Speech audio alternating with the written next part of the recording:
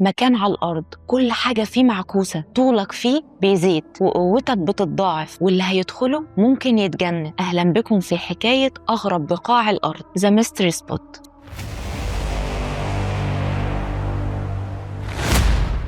في أربعينات القرن الماضي تم اكتشاف منطقة قطرها 46 متر وسط غابات الريد وودز، بالتحديد في سانتا كروز. منطقة صغيرة لكن اللي بيحصل فيها مش صغير خالص. أول حاجة لاحظوها إن البوصلة بتتلخبط واتجاه الشمال بيضيع. قالوا يمكن عطل، لكن وهم بيكملوا الاكتشاف حصلت حاجة أغرب من الخيال. قوتهم الجسدية بدأت تتضاعف وأجسامهم نفسها اتغير اتجاهها، وأطوالهم بقت الضعف. يعني لو طولك 150 سنتي جوه هتبقى 300 سنتي. يعني ايه؟ ده شيء مستحيل وكأننا خرجنا بره كوكب الأرض. لكن سنة 1939 مجموعة من المساحين الجيولوجيين وصلوا منحدر غريب الشكل أشبه بتلال مش طبيعية. وأول ما طلعوا المنحدر ده اكتشفوا حاجة غير طبيعية، الجاذبية معكوسة. يعني لو وقعت مش هتتزحلق لتحت، لا ده جسمك بيميل لفوق. الكرة ما كانتش بتتدحرج لتحت، كانت بتطلع لفوق، وده طبعا مستحيل يحصل في أي مكان على الأرض.